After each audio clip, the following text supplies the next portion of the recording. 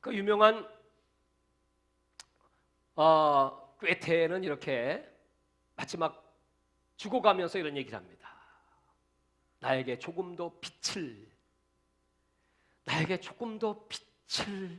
비추어 주신다면, 그것은 그 영혼의 빛을 향한 갈구, 모든 인간이 마음속에 갖고 있는 가장 기본적인 본성, 빛을 향한 욕구입니다. 우리는 이 빛이 하늘에 있는 태양빛과 또 달빛만 있는 줄 알고, 또 인간이 만든 이런 전기의 빛, 눈에 보이는 이런 물리적인 빛만 있는 줄 알지만, 사실은 하나님이 딱 초에 제일 먼저 첫날 창조하신 것은 빛이었습니다. 그 빛이 있기 전의 상태를 창세기 1장 2절에는 혼돈, 무질서, 어둠, 흑암, 다 똑같은 얘기죠. 그 흑암 위에 드디어 성령이 임하시기 시작하면서 하나님이 빛이 있으라 하매 빛이 있었고 하나님 보시기에 좋았더라. 하나님이 제일 먼저 좋았더라는 단어는 빛을 통하여 말씀하셨고, 그 빛의 역사가 바로 성경의 역사이고, 하나님이 그토록 바라시는 나라는 빛의 나라이고, 빛으로 시작한 성경의 역사는 마지막 요한계시록 22장에 그 천국은 빛으로 충만한 나라, 하나님이 친히 빛이 되어 주셔서 어둠이 떠나가고 생명과 기쁨의 나라가 바로 저와 여러분이 가실 천국입니다. 그 천국을 기대하십니까? 그래서 우리가 이 땅에 살아가며 신앙생활하는 것은 바로 빛의 자녀로 빛된 삶을 살아라. 오늘 이 본문의 말씀은 사도 바울이, 그도 어둠 속에 살던 사람이었습니다. 율법을 지킴으로 인간의 의의를 내세움으로, 그래서 하나님 앞에 갈 수 있다고 생각하는 착각 속에 빠져 있다가 다메섹에서 정말 빛으로 임하신 예수 그리스도, 그 눈이 멀어버리고 그 생명의 빛을 받는 순간에 그 속에 어둠이 떠나가고 진리를 깨닫는 그 순간부터, 바로 내가 이 땅의 사도로 부름받은 이유, 바로 저 이방의 빛이 되기 위함이요, 또 믿는 성도들에게 이 빛의 진리를 가르쳐서 너희는 주 안에서 빛이라, 이렇게 선포합니다. 우리는 예수 믿으면 점점 빛이 되어 간다, 이렇게 생각을 하지만, 성경은 이미 예수 그리스도가 우리 순간에 오시는 그 순간부터 너희는 빛이다, 너희는 빛이다, 너희는 소금이다. 예수님은 산상수훈을 통해서 그렇게 우리가 이미 빛임을 선포하셨습니다. 지금 이제 아멘 소리가 잘 안 나오는 분들은 아직 어둠이 아직 좀 짙게 깔려 있는 분들이죠. 근데 이제 빛이 충만한 분들은 벌써 여기까지만 딱 들어도 빛이 오는 그 순간에 내 속에 생명이 넘친다. 요한복음 8장 12절에 너희는 어둠에 다니지 않고 나를 따르는 자는 빛에 거하느니라, 이렇게 말해요. 그러니까 빛이 오면 생명이 넘치고, 요한복음 1장 1절에 태초에 말씀이 계셨고 그 말씀이 육체로 거하신 분이 바로 예수, 그 말씀이 육체로 이 땅에 찾아오셨고, 그리고 그 말씀 속에 거하는 자에게는 빛이 있으니 바로 우리들의 생명은 빛으로 임한다 하고 말씀했어요. 그러니까 여러분, 오늘 우리에게 하나님은 빛을 주시기 위하여 이 땅에 예수님은 성육신하셨다. 왜냐하면 이 땅은 어둠이기 때문에 그렇습니다. 흑암, 공허, 혼돈, 어둠. 하나님은 지금도 우리에게 그 빛을 비추셨지만 사람들은 그 빛을 영접지 아니하였고, 지금도 여전히 하나님의 빛은 저 태양이 하늘에 떠 있는 것처럼, 오늘 아침에 나올 때 여러분 날씨가 흐리고 지금 들어오실 때도 날씨가 많이 흐린가요? 비가 오는군요. 우리는 그 흐린 하늘을 보면서 빛이 없다고 말하지 않습니다. 잠시 그 빛을 구름이 가리고 비가 내리고 있다고 말합니다. 여전히 우리 하나님은 우리에게 빛을 보내주고 계시지만 고린도후서 4장 4절에는 바로 그 복음의 광채를 가리우는 어둠이 있으니 망하는 자들에게 가리운 것이라. 하나님의 얼굴에 그 생명의 광채를 비추고 계시지만 그 빛을 세상 신, 사탄, 마귀, 어둠의 주관자가 가리워져 있고 그 빛이 가리워진 자들은 바로 망하는 자들이다, 이렇게 말씀하고 있습니다. 우리 하나님은 지금 그 빛을 우리에게 주셔서 생명과 풍성한 은혜를 주시기를 원하시지만 세상은 너무나 그 빛을 거부하고 우리는 어둠이 좋습니다, 우린 여기 이대로가 좋아요, 우리 이렇게 적당히 살고 싶습니다. 왜요? 어둠의 일은 음란이고요, 정욕이고요, 술 취함이고요, 방탕이고요, 어둠의 일은 수군대는 것이고요, 비방이고요, 어둠의 일은요 그냥 가만히 있으면 너무나 재밌고요, 쾌락적이고요, 너무나 이 세상은 보암직, 먹음직, 지혜스럽게 하는 건 탐스럽게 우리 하나님의 백성들을 찾아와서 어둠으로 끌어내리기 때문에 그렇습니다. 그래서 교회를 다녀도 여전히 어둠 속에 있으면서 빛이신 예수님이 오시겠다고 하면 본능적으로 사람들은 그 빛을 거부합니다. 싫어요. 물론 빛 가운데 나가야 되는 지식은 내게 있습니다만 나는 좀 더 이 어둠 속에 머물고 싶어요, 좀 더 이 쾌락을 누리고 싶어요, 이런 유혹에 빠지고 있다는 것입니다. 그래서 오늘 바울은 이 글을 기록하면서 너희가 이제는 주 안에서 빛이 되었다, 빛이 된 자들은 빛의 열매를 맺는다, 그 빛의 열매는 착함과 의로움과 진실함이다.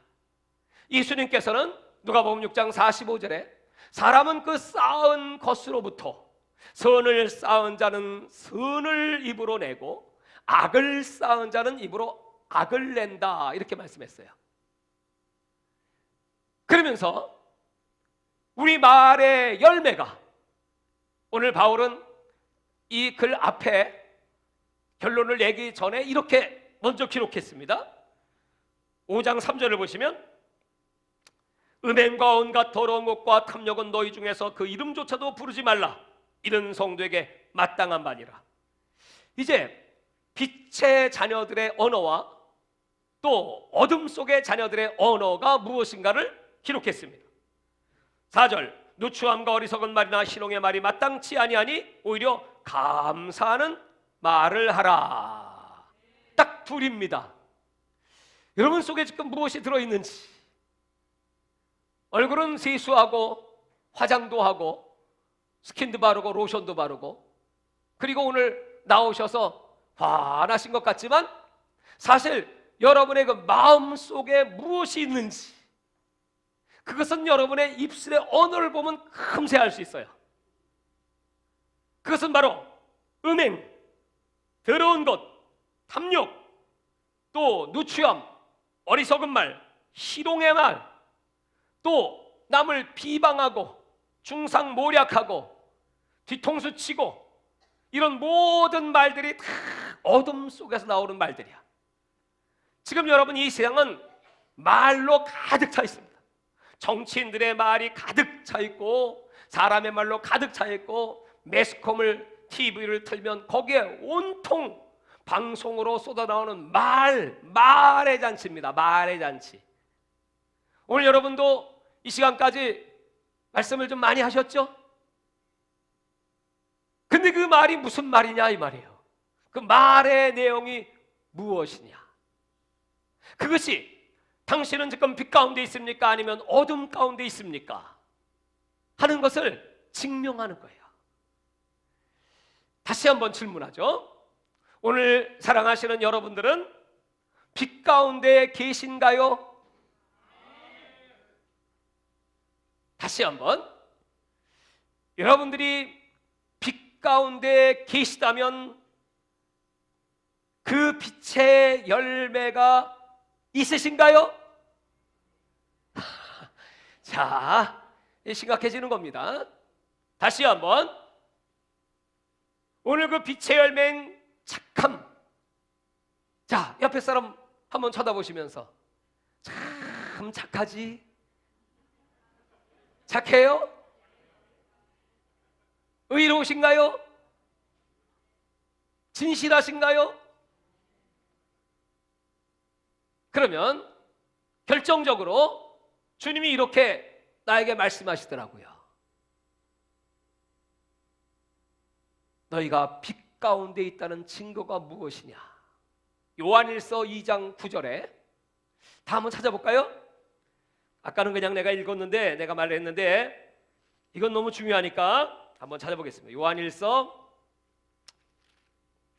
2장입니다. 9절 시작.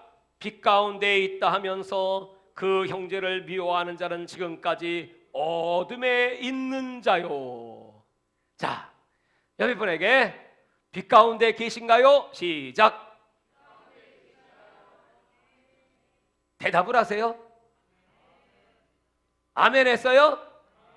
그럼 이렇게 질문해 봅시다. 그럼 저를 사랑하시지요? 아멘. 사랑해요? 목사님을 사랑하시지요? 날 봐요. 거짓말하는 자가 어디 있나 보게. 거짓말하는 사람이 어딘가 있을 것 같아. 말로는 사랑한다 하면 속으로는 에이, 요새 목사님 얼굴 보기 싫어. 목사님이 전화 걸면 안 받는 사람도 있어요. 왜 안 받죠? 미워하니까. 하여튼 여러 종류의 사람이 있습니다. 그럼 그 사람은 자기가 스스로 어둠 속에 있고, 그 다음 절입니다. 10절 시작. 그의 형제를 사랑하는 자는 빛 가운데 거하여 자기 속에 꺼리낌이 없으나.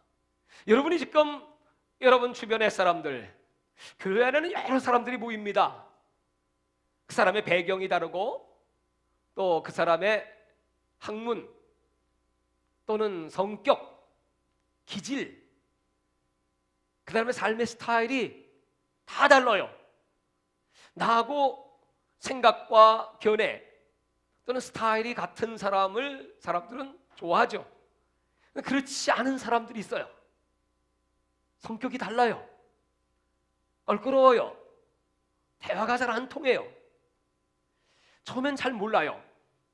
근데 시간이 가면 갈수록, 교회 생활을 오래 하면 할수록 그 상대방의 정체를 파악하게 돼요. 그때부터 이제 슬슬 거리감을 두기 시작하죠. 그리고 그것이 깊어지면 미움이 돼요. 내가 그 사람을 미워한다. 그럼 그 사람은 지금 빛 가운데 있는 사람인가요? 아니면 어둠 가운데 있는 사람인가요? 내가 빛 가운데 있다고 말은 하지만 형제를 미워하면 나는 어둠 속에 있는 사람이고, 내가 상황이 어떻든 그 사람의 형편이나 인격이나 그 사람의 언어나 정말 존경할 만한 것이 없고 배울 것도 없고 그렇다고 할지라도 나는 하나님의 빛을 받은 사람이므로, 그 생명의 빛, 사랑의 빛, 은혜의 빛을 받았으므로 내가 그 빛을 반사해서 그를 사랑하고 있다면 나는 빛 가운데 거하고 있으니. 11절 시작. 그의 형제를 미워하는 자는 어둠에 있고 또 어둠에 행하며 갈 곳을 알지 못하나니 이는 그 어둠이 그의 눈을 멀게 하였음이라.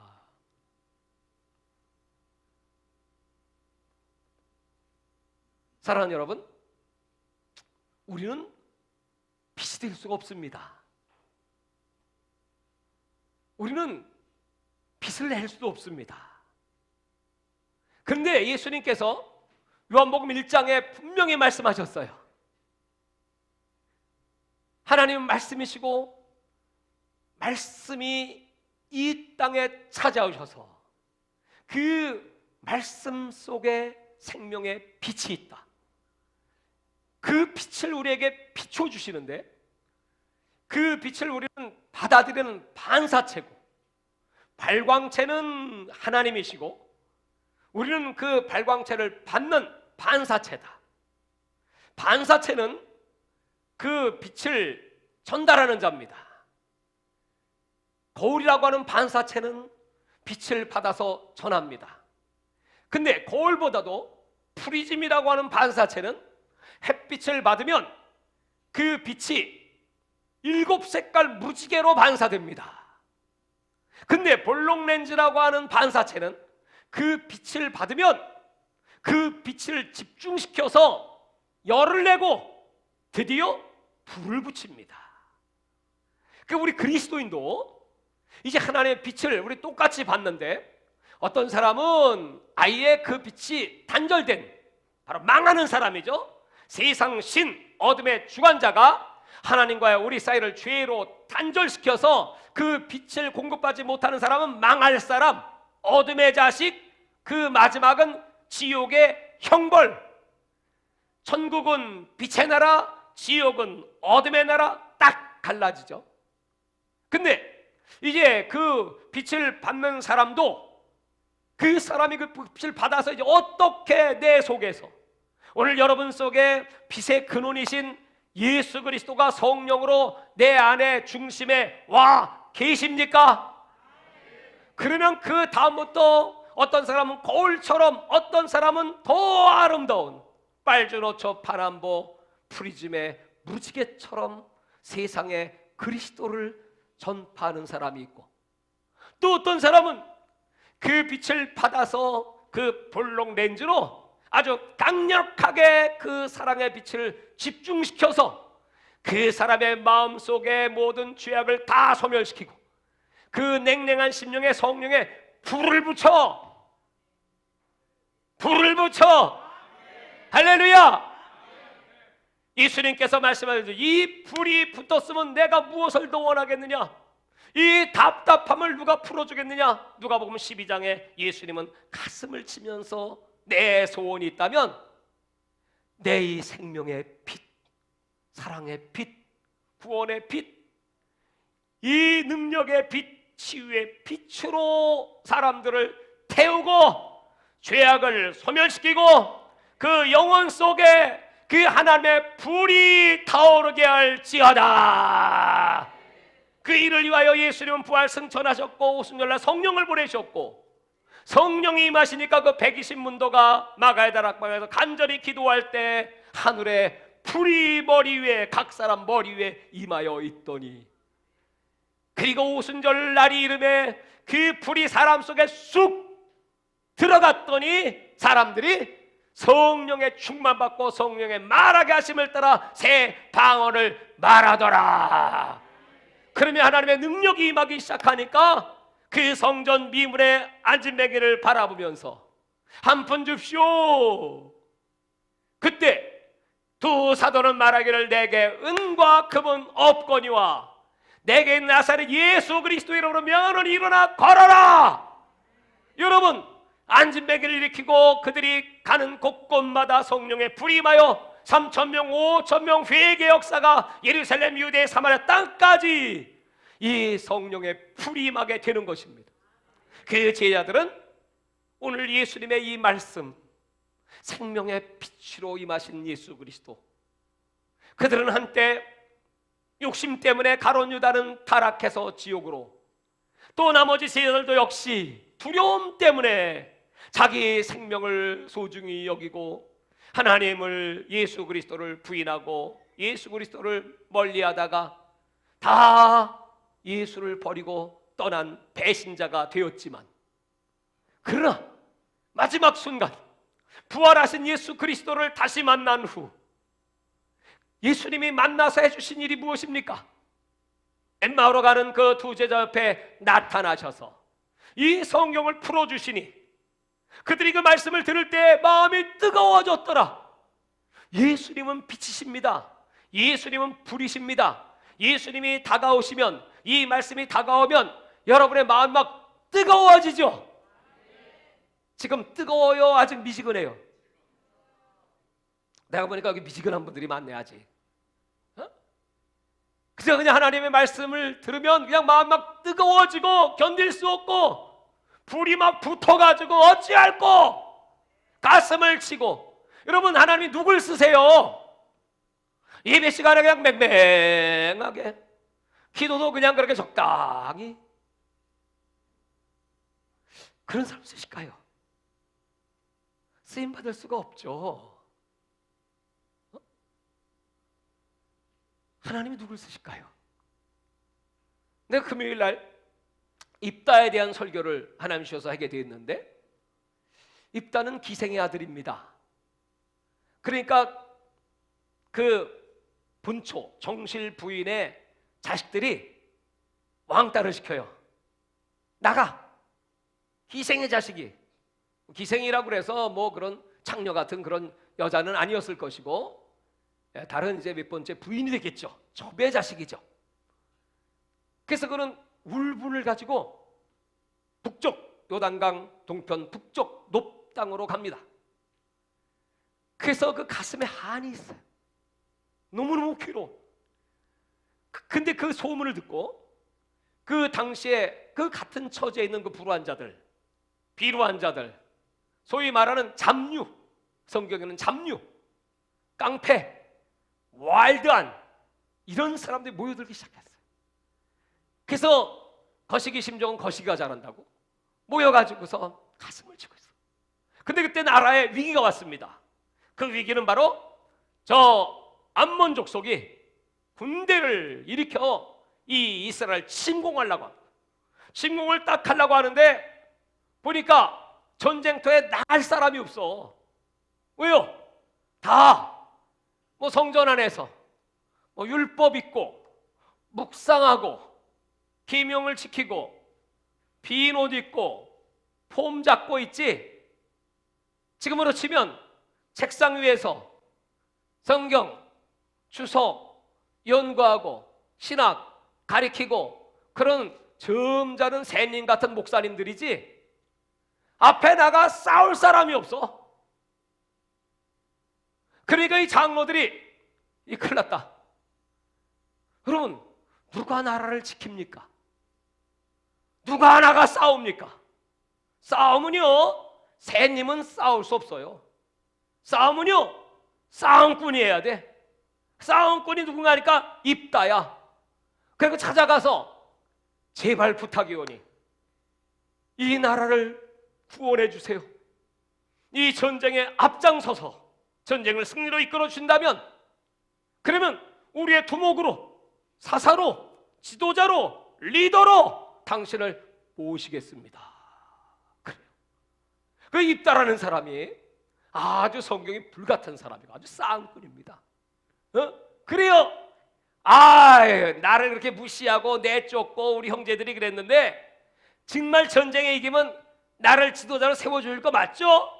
아무십시오. 그랬더니 오케이. 근데 전쟁에 딱 날아가 보니까 겁은 좀 나지. 하나님이 함께 하시지 않으면 이길 수가 없지. 그러니까 성질이 얼마나 급한지, 주여 내 전쟁만 이기해 주시면 우리 집에서 환영하러 나오는 첫 번째 사람이 누구든 하나님께 제물로 드리겠습니다. 급한 김에 소원을 해버리고 맙니다. 여러분, 하나님 누굴 쓰시나요? 시대마다 하나님이 쓰시는 사람들이 달라요. 위기의 때, 전쟁의 때는요, 딴 거 없어. 전쟁꾼이 필요해. 지금 이 교회 안에도 마찬가지입니다. 하나님이 지금 영적으로 어둠이 꽉 들어차 있는 이 대한민국을 구원하기 위해 하나님 누굴 쓰십니까? 기도의 사람들도 여러분 지금은 적당히 대강 기도하는 사람은 안 쓰셔. 지금은 싸움, 전쟁하는 기도를 해야 돼. 그래서 주여를 불러도 적당히 불러서는 안 돼. 주여, 주여, 그러서는 안 돼요. 어떻게 해야 돼요? 시작.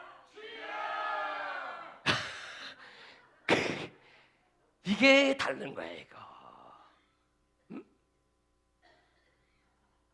저 전광훈 목사님이라고 하는 분을 사람들이 엄청 욕해. 목사가 돼가지고 말이야 무슨 저렇게 욕을 해야 되나 말이야. 보니까 나 그 테이블 좀 들어보면요, 유튜브로 보니까 욕 좀 하지 말지. 점잖게 좀 해요. 인격이 있지. 그런 생각이 들어요. 근데 가만히 보니까 그분은 욕을 하나 하면 능력이 안 나타나더만. 왜냐면 그분 싸움꾼이야. 싸움꾼. 그래서 그렇게. 여러분 지금 이 건물에 지금 불이 붙었어요. 불이 붙었으면요 나가서 큰 소리를 질러야 합니다. 그래서 그냥 집집마다 빨리 물 들거나 양동이 들거나 불 좀 꺼줘요. 나와!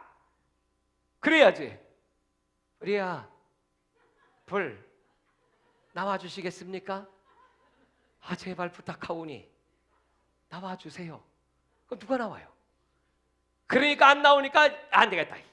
가서 그냥 불이야 안 나와 도끼로 유리창을 깨버려. 그 깜짝 뭐야 이거 불 그래? 아니 지금 야 임마 우리 집 유리창 물어내. 유리창값 변상받는 게 중요해요? 아니면 불 끄는 게 중요해요? 그 건물이 빌딩이 동네가 다 불부터 죽게 생겼는데 불부터 꺼야 돼. 이것이 바로 지금 이 시대의 모습입니다. 사람이 없어요. 그러니까 하나님이 입다를 들어 쓰시는 거예요. 그런 사람 들어 쓰시는 거예요. 그 속에 딴 건 없어도 인격은 부족해도 또 나쁜 습성이 있어도 여러분 딱 하나 나라를 사랑하는 마음, 나라가 바로 되기를 원하는 마음, 딴 건 없어도 예수를 사랑하는 마음, 하나님의 나라가 세워지기를 원하는 마음. 그래서 이 나라가 통일을 이루고 미국과 함께 G2 국가가 되어서 세계를 복음으로 변화시키는 그런 나라 되게 하여 주옵소서. 지금 그런 싸움꾼이 필요한 겁니다. 나는요 성격이 아주 온순한 자입니다. 내성적인 자입니다. A형입니다.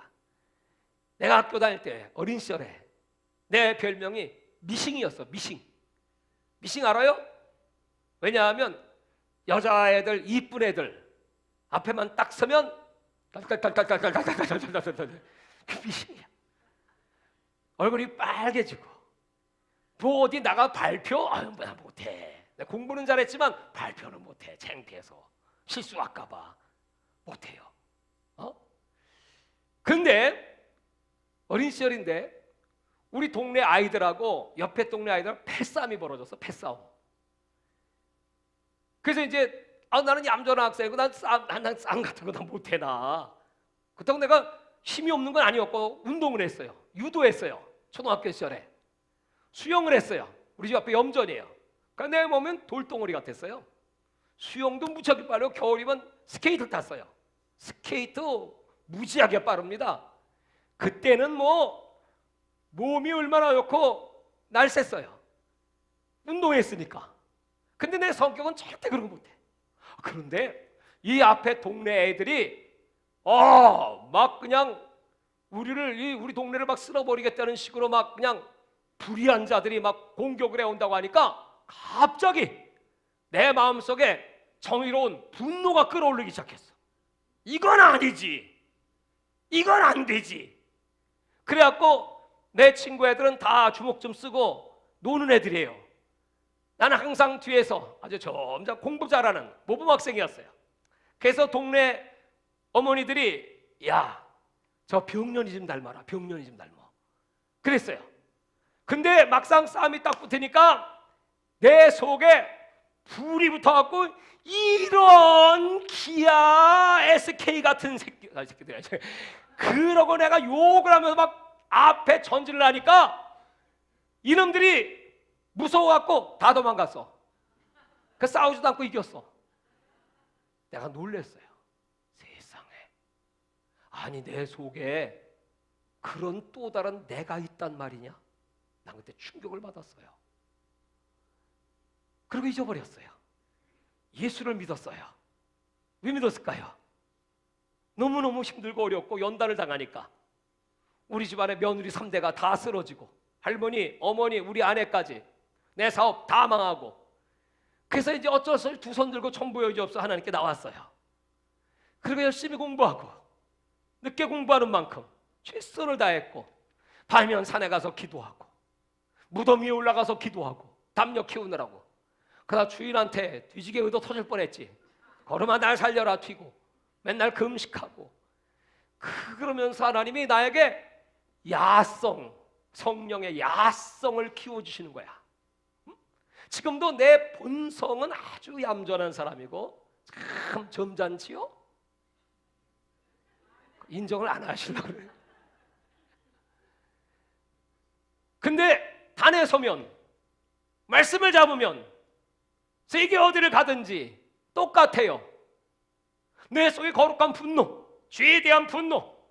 그 하나님은 살아계시고 빛으로 오셨지만 여전히 어둠 속에 있는 백성들을 하여 회개하라, 천국이 가까웠느니라. 여러분, 그게 내 속에 있더라는 거야. 하나님은 지금 그런 사람들을 지금 일으키는 때입니다. 우리 교회는요, 어떤 교회가 돼야 될까요? 아주 몸보신하는 교회, 부자 몸조심, 조용히. 이럴 때는 절대로 말하지 마. 정치적인 얘기도 하지 마. 앞으로 나서지도 마. 그런데 신경도 쓰지 마. 그냥 그래야 피해를 입지 않아. 대개 이제 그렇게 갑니다. 우리 한국 교회 그리스도인의 통계에 의하면 약 80% 이상이 그렇게 지금 갑니다. 이럴 때는 잠잠해. 그냥 굿이나 보고 떡이나 먹어. 맞나요? 아니, 그런 말은 있죠? 그런 식이야. 근데 하나님께서는 너희 속에는 빛이 있어. 그 빛은 진리의 빛이고 생명의 빛이야. 너희는 빛을 비춰야 돼. 빛이 등경 아래 있지 않습니다. 빛을 등경 위에 둡니다. 그 빛을 비추지 않으면 이 백성들이 다 어둠 속에 들어갑니다. 우리는 기도의 불을 받은 사람이고 기도의 빛을 낼 사람들입니다. 우리는 영적 전쟁의 최첨단에 선 사람이 바로 우리 주 예수 이름 교회인 걸 믿으면 아멘. 할렐루야. 그래서 하나님이 우리 교회를 세우신 거예요. 그래서 저는 하나님이 열어주시는 대로 두려워요. 파키스탄에 가는 일은 두려운 일입니다. 또 나이지리아 지금 집회를 준비하고 거기 지금 방송하게 됩니다. 거기 1억은 모슬렘입니다. 북부 지역에 1억은 그리스도인입니다. 북위10도의 가장 최첨단 영적 전쟁터가 나이지리아입니다. 아프리카의 남부는 기독교가 득세하지만 북쪽은 다 알제리를 비롯해 그 모든 지역은 모슬렘권입니다. 그러니까 거기는 보코하람이라고 하는 그 흑암의 권세, 이 모슬렘의 극우 모슬렘주의자들이 막 기독교를 핍박, 교회를 파괴하고 막 순교 역사가 막 일어나는 곳입니다. 사람 그리스도인을 불질러 죽이는 곳입니다. 겁나요. 두려워요. 그런데 내 한편의 마음속에서는 그러니까 내가 가야지. 왜요? 나는 기도의 용사니까. 가서 두려움에 떨고 있는 그 백성들에게 성령의 불을 던지고 하나님의 빛이 임하면 어둠은 떠나갈지어다. 여러분, 빛과 어둠의 거리는 어느 정도일까요? 9마일리 정도 될까요? 빛과 어둠의 거리 과연 몇 미터나 떨어져 있을까요? 간단합니다. 지금 불을 딱 끄면요 깜깜합니다. 불이 스위치를 누르는 순간에 이 성전은 어둠에 뒤덮이게 되고, 간단합니다. 스위치를 다시 켜는 순간에 불이 임하는 것입니다. 환해지는 겁니다. 그러므로 빛과 어둠의 차이는 없습니다. 순간입니다. 오늘 예수 그리스도가 여러분의 마음속에 찾아오시면 그동안에 닫혀 있어요. 어둠으로 덮여 있어요. 그 이유를 에베소 6장 12절에는 세상의 어둠의 주관자, 어둠의 영이 덮여 있기 때문이라는 거예요.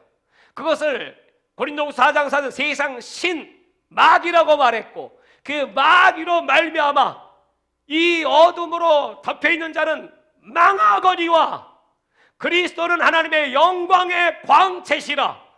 그리스도의 얼굴을 사모하고 오늘 그 주의 어둠의 세력 예수 이름으로 떠나갈지어다. 빛으로 임하여 주옵소서 하는 순간에 어둠이 떠나고 빛이 오면 생명이 오고 기쁨이 오고, 오늘 희롱의 말, 비방하는 말, 참소하는 말, 남을 희롱하는 말, 이런 말 하지 않고 감사의 말을 하고, 할렐루야, 감사가 넘치고 그 순간부터 여러분에게 놀라운 그 천국이 가까웠다. 우리 속에 천국이 임하게 되고 우리는 그 소망으로 능력 있게 살아가게 되는 겁니다. 할렐루야. 그럼 우리 이 시간 잘 들으시기 바랍니다. 교회 와서 앉아 있다고 그 사람이 빛 가운데 있지 않습니다. 여전히 어둠 속에 있습니다. 잘 들으시기 바랍니다. 기도한다고 그 사람이 빛 가운데 있냐? 그렇지 않습니다. 기도하면서도 어둠 속에 있는 자가 있습니다. 굉장히 중요한 겁니다. 신앙생활을 오래 했다고 빛 가운데 있냐? 그렇지 않습니다. 아무리 오래 예수 믿었어도 어둠 속에 있는 자가 있습니다. 예수 그리스도의 빛이 오면 아주 이 작은 열매도 내가 맺지 못하고 있으면 여전히 어둠 속에, 여전히 내 마음 속에 분노가 있습니다. 의로운 분노는 괜찮아요. 예수님도 의로운 분노를 가셨으니까. 그러나 내 마음 속에 아직도 미움이 있습니다. 아직도 지난날의 과거에 대한 그런 남아있는 찌꺼기, 앙금이 있습니다. 아직도 내 내면에 그 옛날에 나에게 혐의가 있는 자를 용서 못하는 그런 내 마음 속에 아직도 나쁜 감정이 있습니다. 그걸 갖고 있는 동안에는 어둠은 떠나지 않습니다. 우리가 예수 믿는다고 하는 것은 그냥 믿어서 그냥 한번 믿어서 그냥 되는 것이 아니고, 믿는다는 믿음이라는 단어, 그 단어는 진행입니다. 베드로후서 1장에 보면 우리에게 하나님께서 하나님 아버지와 주 예수 그리스도를 알므로 너희에게 평강이 더욱 많을지어다. 그리고 1장 3절에 말씀하시기를 그러므로 너희에게 하나님께서 생명과 경건에 속한 모든 것을 주셨으니, 다 같이 주셨으니, 생명과 경건의 모든 걸 하나님 다 주신 거야. 구원받았다는 건 주신 걸 받는 거야. 은혜 받았다는 건 주신 걸 받는 거야. 믿음이라는 건 내게 주신 예수 그리스도를 내가 그냥 받아들이는 걸 믿음이다. 다른 표현은 영접이다. 그래. 주셨다. 그럼 생명은 여러분 어떻게 우리에게 공급될까요? 첫째, 주신 걸 받는 이식이야. 이식 수술한다고 그러죠. 우리 동우 엄마 이 간이죠. 간을 이식했어요. 지금 잘 자라고 있죠? 엄마 간을 받아서 동우는 건강해지고, 이식이야. 그럼 여러분, 우리가 구원받았다는 것은 예수 그리스도의 생명을 이식받아서 내 속에는 그 생명이 없습니다. 도덕으로, 선으로, 구제로, 또 종교생활로, 기도 많이 해, 금식 많이 해, 생명을 얻을 수 없습니다. 종교는 얻을 수 있다는 착각이고, 기독교의 복음은 하나님이 주신 생명을 내가 받는 겁니다. 다 같이 주셨으니 받자. 받아야죠. 그걸 이식했어요. 예수 그리스도의 심장 이식받았어. 그러면 되나요? 끝인가요? 아니죠. 두 번째로는 그 받은 생명에 더해야 돼. 그래서 베드로서 1장 4절 이하에 우리는 믿음으로 받았어요. 믿음으로 받았다면 믿음에 덕을 더해야 되고, 덕에 지식을 둬야 되고, 지식에 절제, 인내를 인내에 경건에 형제의 사랑을 더하라. 내가 지금 몇 개 했어요? 8개. 8개를 더해라. 그 날마다 더해야 돼. 여러분, 이 생명은요, 가만히 있으면 절대 성장하지 않습니다. 씨를 뿌리고, 물론 그 씨는 살아있는 씨를 뿌려야 돼. 삶은 씨, 죽은 씨 갖다 뿌려놓고 아무리 물 줘봐야 소용없습니다. 질문하겠습니다. 여러분 속에 지금 예수 그리스도의 생명의 씨, 살아있는 씨, 그 씨를 말씀이라고 하고 있는데, 지금 오늘 주의 종은 여러분에게 말씀을 열심히 뿌리고 있는데, 살아있는 말씀을 여러분의 심령에 확실하게 받았습니까? 받았으면 성장하거든요. 근데 어떤 사람은 받았는데 안 자라. 받았는데 똑같아.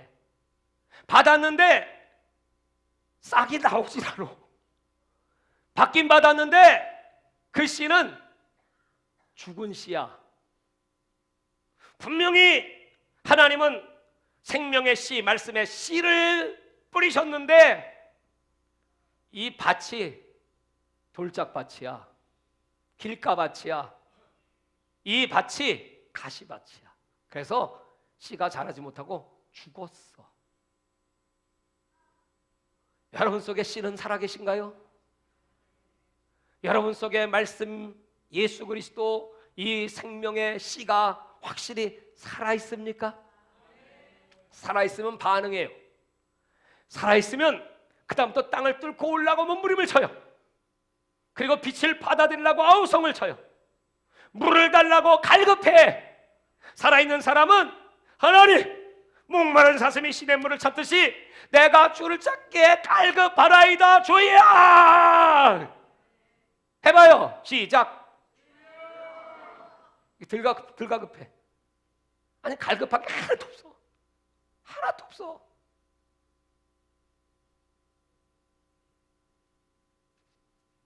생명은 이식했다면 그 다음부터 예수를 닮아가는 모방입니다. 그게 더하는 거예요. 날마다 더해야 돼. 더. 하나님, 나에게 은혜를 더해주세요. 믿음을 더해주세요. 능력을 더해주세요. 사랑을 더해주세요. 이 빛이 초롱불에 머무르지 않고 더 큰 불, 경광등에 머무르지 않고 그 태양광 발전소의 빛, 아니 그 빛이 아니라 하나님의 빛, 창조의 빛, 태초의 빛, 생명의 빛으로 나를 사용하여 주옵소서.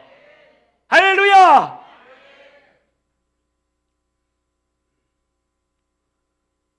여러분, 하나님께서 이 빛을 거절했다. 무엇 때문에 그 빛을 못 받을까요? 그 자존심 때문에, 내 생각과 철학과 다르기 때문에, 내가 자라온 경험과 또 내가 생각하고 느끼고 알았던 신앙의 체험과 다르니까.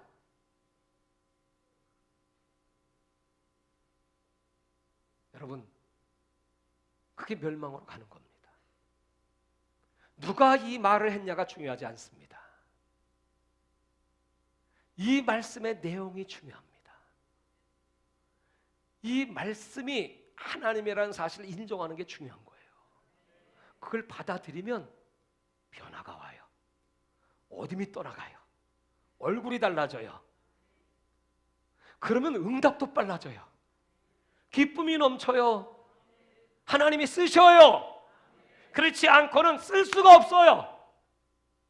왜요? 너처럼 되니까. 열매도 없어요. 가장 비참한 인생입니다. 그래서 하나님이 오늘 저와 여러분들을 사랑하시기에 오늘 너희는 주 안에서 빛이다. 이미 저와 여러분은 빛이에요. 오늘 예배라는 것은 이 빛을 충만하게 받아들이는 겁니다. 어제 토요 기도에 나오려고 일찍이 출발을 해서 이제 나오려고 지하 주차장에 차를 시동을 딱 켜니까 안 들어와요. 빨간 불만 들어와요. 어이, 큰일 났네. 그래갖고 보험회사에 전화했어요. 차가 지금 시동이 안 걸려요. 그랬더니 이제 가까운 서비스 센터에 이제 연락을 해서 전화가 왔습니다. 좀 빨리 와주세요. 그랬더니 그 출동 기사가 네, 가긴 가야 되는데 차가 엄청 밀렸습니다. 조금만 기다려주세요. 그래서 차에서 이제 기도하고 있었어요. 우리 6시부터 오늘 교육자 모임인데 빨리 가야 되는데 하나님 빨리 오게 하세요. 그러니까 한 30분 전에 딱 왔어요. 그게 딱 보던 이래요. 간단해요. 이거요, 배터리가 다 나갔네요. 이유는 간단해. 어떻게 해야 돼요? 그랬더니요, 이거요, 여기다 그냥 충전시켜 봐야 가면 또 세우려면 또 나가고 세우려면 또 나가니까요, 통째로 가세요. 그래. 그래요? 그럼 이거 얼마예요? 22만 원이래. 비싸네. 그래서 그냥 충전 한번 해주고 말지 그랬더니 그다음부터는 계속 보험회사 전화해야 돼. 그럼 바쁘면 다니지도 못해. 에이, 돈이 들대도 바꿔요. 그래가지고 이제 바로 바꿔주더만. 딱 바꿔갖고 딱 시동 트니까 부릉 그러더니 그냥 잘 달려. 오늘 아침에도 잘 왔어. 앞으로도 잘 갈 거야. 하나님이 나에게 말씀했어요. 오늘 그 배터리가 바로 예수다. 오늘 여러분의 배터리를 예수 배터리로, 신형 배터리로, 초고성능 배터리로 바꿔다세요. 바꿔다세요. 할렐루야. 바꿔 달면 힘이 있고 활기가 차고 능력이 임하고 하나님이 그 빛을 사용하셔서 하나님은 나의 빛이요 나의 구원이시 내가 누구를 두려워하리요. 오늘 시편 27편의 고백이 터지는 거야. 전쟁이 온다고 할지라도, 지금 환란의 때입니다 여러분. 적군들이 쳐들어온다고 할지라도 지금 위기의 때입니다 여러분. 식견 있는 사람들, 생각하는 사람들, 예측하는 사람들, 미래학자, 미국의 한 역사학자가 이런 얘기를 했어요. 지금은 사상 이데올로기 시대는 이미 이제 미국과 소련의 전쟁으로 이제 소련이 망함으로 끝났고, 물론 지금도 이제 남아서 그 잔당들이 아우성을 치고는 있지만 이 공산주의 잔당들, 저 중국 또는 북한, 그것들이 지금 아주 발악을 하고 있지만 마지막 시대는 문명 충돌의 시대이다 이렇게 했어요. 그래서 마지막 문명은 이슬람 문명과 기독교 문명. 근데 그것도 별로 상대가 되지 않습니다. 결국은 이슬람도 무너지고 천국 복음은 거기 이제 몰려 들어갈 겁니다. 그래서 하나님이 이번에 파키스탄을 보내시더니 그 다음에 이제 저쪽 아프리카에서 이제 앞에서 치고 뒤통수로 치고 그렇게 이제 하나님이 일하시는 걸 나는 알고 하나님께 너무 감사해요. 근데 이제 마지막 문명의 충돌은 중국과의, 중국 문명과의 충돌입니다. 마지막 G2, 중국과의 전쟁이다 이거야. 중국은 1대1로를 다 땅으로 육지로 3군데를 만들고 그다음 바닷길 1대1로를 만듭니다. 그래가지고 중국몽 꿈을 꾸는 거예요. 세계 정복 재패 꿈을 꾸고 미국과 지금 대항하고 있습니다. 그래서 이제 마지막 전쟁이, 중국은 2만만, 요한계시록에 기록된 2만만의 군대입니다. 2억을 보유할 수 있는 군대는 중국밖에 없습니다. 3차 세계대전이 터진다면 그것이 이 동북아가 될지 아니면 저 이스라엘 중심의 중동권이 될지 성경을 얘기하면 그쪽이 되겠지만, 그 마지막 전쟁이 이제 문명 충돌의 이제 마지막, 지구 역사의 마지막이 될 겁니다. 그렇기 때문에 지금 우리는 때와 시기를 알고 그 중국을 지금 거대한 어둠이, 예뱀, 용, 사탄, 거긴 다 용입니다. 내가 처음에 중국 선교 갔을 때 호텔에서, 호텔도 아니죠, 여관방이죠, 잠을 자는데 너무 피가 잠에는 몸이 근질근질근질하게 군슬군슬 뭐가 그냥 기어다니는 것 같아. 뻘떡인데 뭐 벌레가 아무것도 없어. 이렇게 보니까 이불이 완전히 용으로 덮었어. 용으로. 그런 나라입니다. 그래서 내가 그때부터 기도했어요. 하나님, 이 중국은 용의 사탄의 나라, 어둠의 나라입니다. 이 나라를 구원하라고 날 보내셨죠. 그 기도를 딱 생각이 나는데 그 주인 아줌마 생각이 딱 나요. 저 아줌마부터 전도해야지. 그 아줌마를 불렀어요.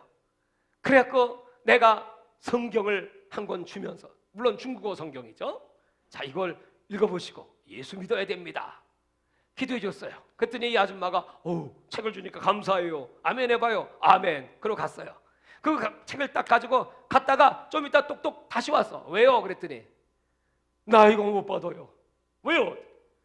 창세기를 딱 여니까 태초에 하나님이 천지를 창조하시니라. 태초에 천지를 창조하신 하나님의 말씀을 내가 나 같은 죄인이 어떻게 읽어요? 못 읽어요. 그러고 갖고 왔어.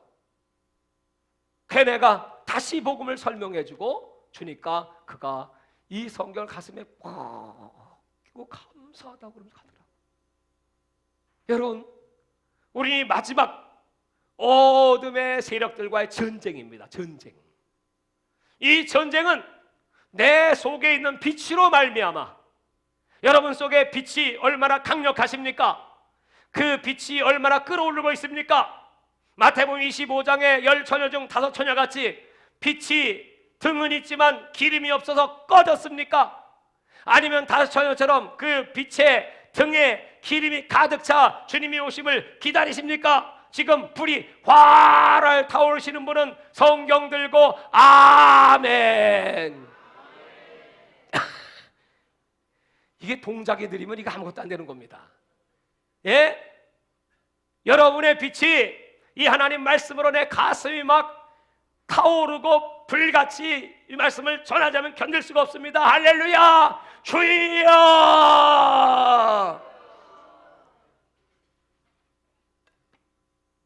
여러분, 준비하세요.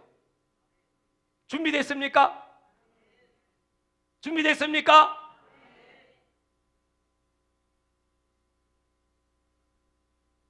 결론을 말씀드리고 마치죠. 5장 다시 에베소 5장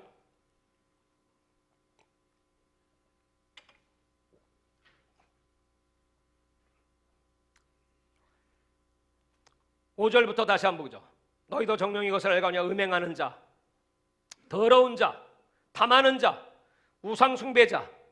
우상 숭배는 건 딴 거 아닙니다. 하나님의 말씀이 아닌 다른 신, 자기 생각, 정욕, 돈, 명예, 권력, 자식, 자기 이기심, 이거 다 우상입니다.